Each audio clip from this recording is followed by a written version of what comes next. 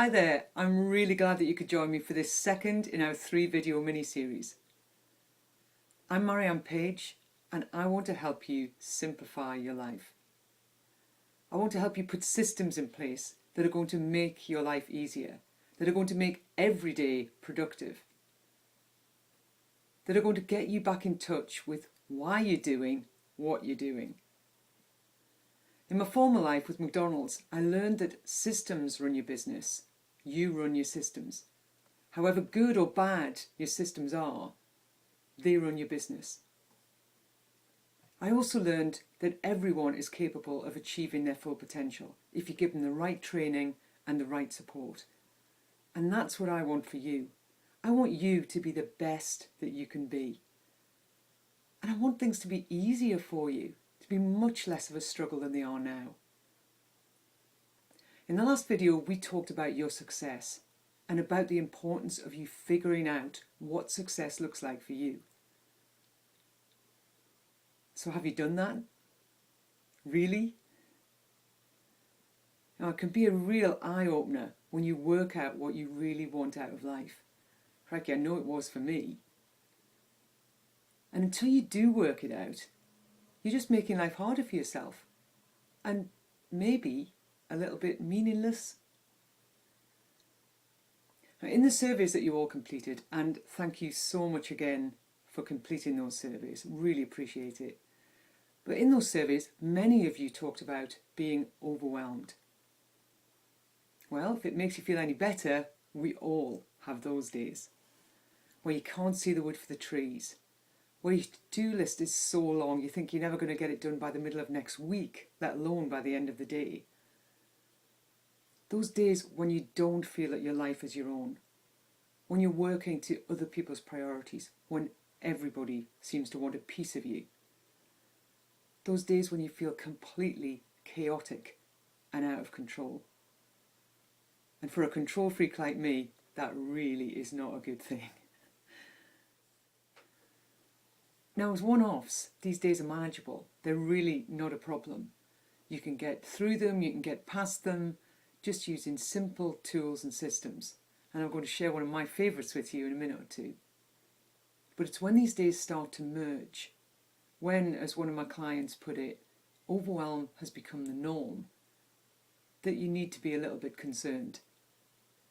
You know, those days where you don't know where the hell you're going, let alone how you're going to get there.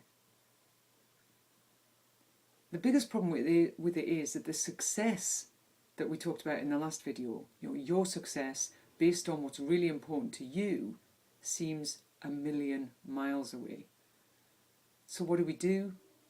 We go chasing off down rabbit holes, looking for the answers in time management programs and to-do list apps. And we subscribe to lots of successful people. You know, those people who seem to have it all, looking for the magic pill that's going to bring us their success. And of course, that's exactly what it is, their success. Then we start to believe that success only comes from working even harder, working even longer hours than we are already. We lose sight of what's really important to us, what success means to us, and what our ideal future looks like. You know, most of us want an easier life. Not a lazy life, just an easier life. A life that's simple, that runs consistently well, that's hassle-free. A life that delivers success, no matter what success looks like to us. And I guess that's what I want Chaos to Consistency to achieve for you. You know, over the 10 weeks, I wanted to get you to think and act differently. I wanted to transform you and get you on the road to an easier life, a consistent and successful life. You know, it will get you to re-examine what's important to you. And you'll begin to see how you can simplify your life by focusing solely on that. It'll help you to get conscious of the decisions that you're making and learn to make those that are right for you right now. It'll get you back in touch with that dream that you once had when you set out in business. Do you remember that? And most importantly, it'll help you to build the path to get you to that dream. I'm a practical person. I don't do fluff. I do systems. But I do believe in dreams. And I do believe in people fulfilling their potential and making their dreams come true by having the right systems and the right foundation. But anyway, enough of that. Let's go through that exercise that's going to get you past overwhelm. You ready? Okay. First, for this to be really powerful, you need to have worked out what success means to you and what you're aiming for. It is possible to do it without having done that, but it won't have such a big impact. At the very least, you should be able to answer the question, what am I trying to achieve and why? So take time to think about that. And keep asking yourself that question every time you get stuck. What am I trying to achieve and why? It's a really powerful question. Okay, so once you can answer the question, what am I trying to achieve and why? I want you to figure out the time frame that you want to look at. Now, it may be a day, today, tomorrow, next week, next month. Ideally not the whole year, but maybe. It's your time frame. You decide. Next, get yourself a big sheet of paper and a pen and write down everything that you believe you've got to get done within your chosen time frame. So let's say it's the coming week. Write down everything, and I mean everything that you believe you've got to do in that coming week. Personal, professional, everything. Once you've done that, once you've exhausted absolutely everything, and take your time with it, think everything through, make sure you don't miss anything. You've got it all down on that sheet of paper. Then you grab a big fat black marker and you go through that list and you cross off everything that doesn't move you towards what you're trying to achieve. Remember your question, what am I trying to achieve and why?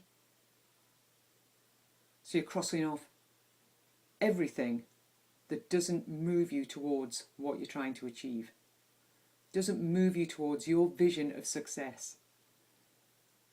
Be really ruthless here. Look for other people's priorities on that list and get them crossed off.